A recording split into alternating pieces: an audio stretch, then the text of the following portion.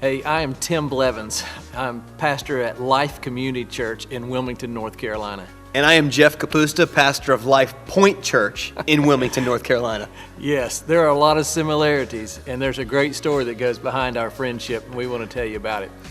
A few weeks ago, I was having coffee with a friend of mine, Dave, who is the leader of Pastor Resources, and I told him a story about how Pastor Jeff and I had struggled at one point with our relationship, and then how we put together a great brotherhood. And so he asked me to share the story with you. Maybe it'll help some of you guys out there that are in a city that possibly you're struggling with some relationships with other pastors. Maybe a new hot church has opened up in your city and you're kind of struggling with that.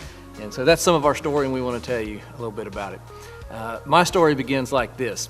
I had been pastoring our church for 2 years in our city, and then this guy opened up his church about 2 years later.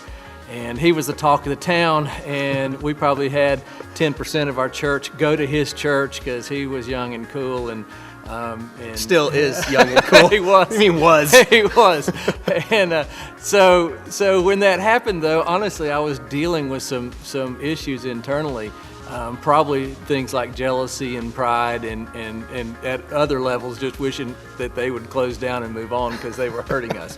Was my opinion. So I took from that and got real spiritual one night and started praying and saying, God, I kind of was praying like David prayed about his enemies, Smash them in the teeth. Smash them, and can you please, do something with this enemy that I was dealing with. So in the midst of that, though, the Lord just said, hey, I really want you to start to pray and bless Pastor Jeff and their church. And so I did that kind of on a personal level. I started praying about it and just saying, Lord, I just bless them. And then God took it to another level, though, with me. And he said on a Sunday morning, as we were kind of doing some of our ministry time, God said, I want you to pray for Pastor Jeff in your service and bless them. And so I had one of those fun little conversations with God about how I didn't want to do it. And he kind of convinced me. So that was the morning, though, that I prayed for Lifepoint Church, and there was a real shift that happened inside of my heart. And that was the moment I really began to see church in a different light. And I saw a way for me to love the church and not just my church. And so that was kind of some of the shift for me.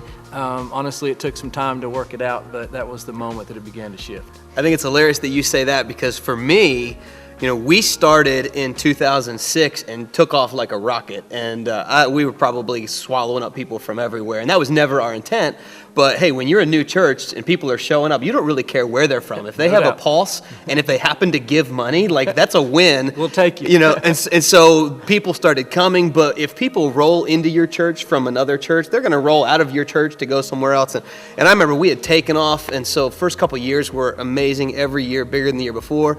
And then all of a sudden we hit our first snag, and it seemed like every time I turned around, people that had been here weren't here anymore. And every time I'd ask, it's like Life Community. They're at Life Community. I'm like, dang you, Life Community, And you and I, we were always cordial, but had never really spent much time together. Right.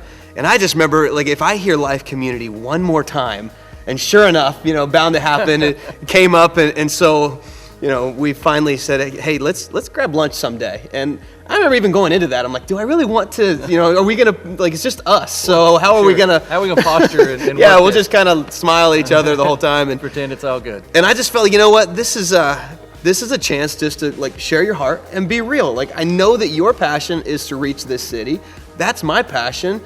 People are going to do what people do. And so I just remember sitting there and so I remember that. I said, hey man, can I be honest with you? As if I hadn't been for years. Can I be honest with you? I said, look, I've been bitter. And I said, if I could just shoot straight, man, here's what I've been feeling. I just want to, like, take a dump in a bag, throw it on your porch and light it on fire, ring the bell and run off. And so, but the great thing was, like, when I said that to him, his response was, that's exactly how I felt about you over the last couple of years, too. And absolutely. It was like the masks came off.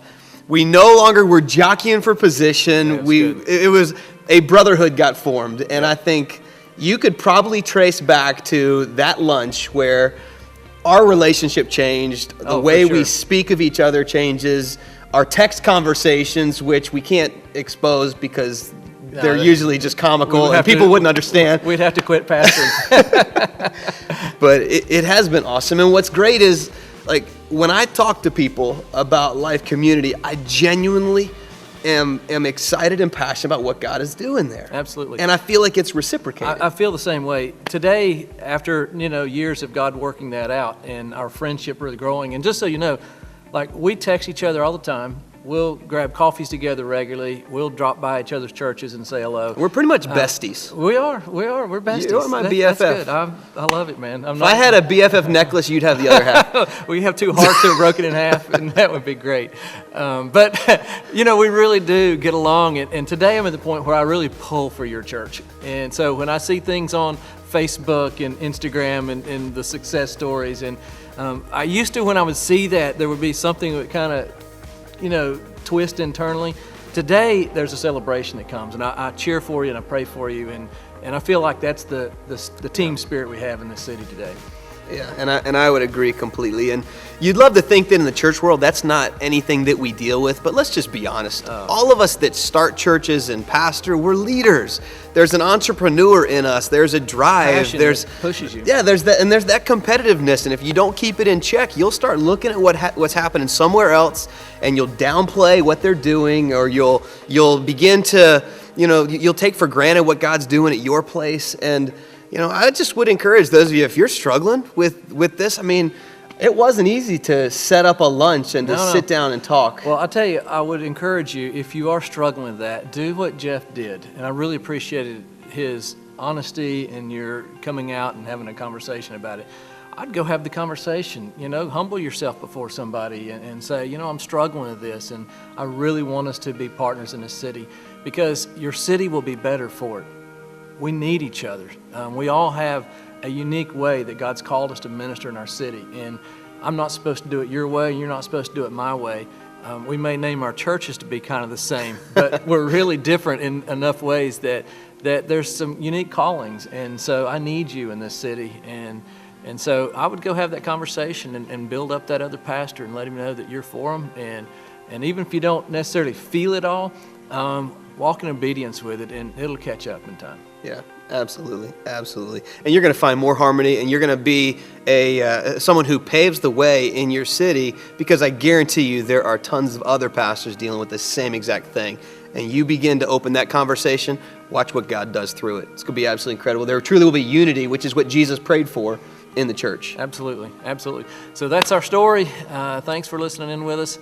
And we pray that you are able to partner up with other pastors in your city and you make a great difference. So God bless you.